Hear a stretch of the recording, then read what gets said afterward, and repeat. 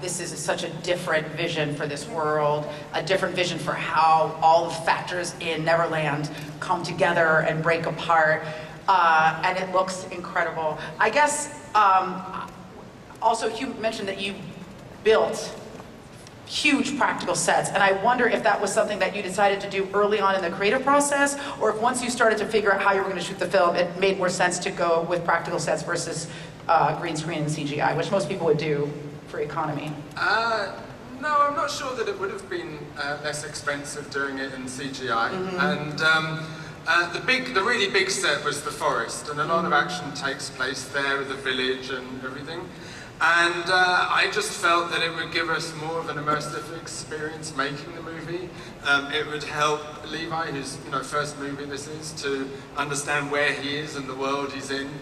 And also help me, to be honest, to understand where I was. I love building physical things, I love building playgrounds for us all to play in. And so that was the idea of the set, yeah. Did it feel like a playground to you, Levi? It did.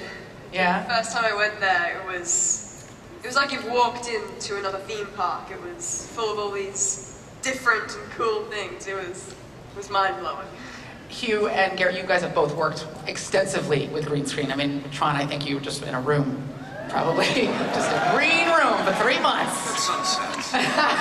So how did this feel as actors to be able to work in this practical world? It was great. It was, I mean, like Hugh was even saying, every day was pretty magical. Joe certainly has his way of keeping the morale up within the crew, and he'd be playing music. I mean, on most days we'd have 150, 200 extras, and every day they're dancing and singing.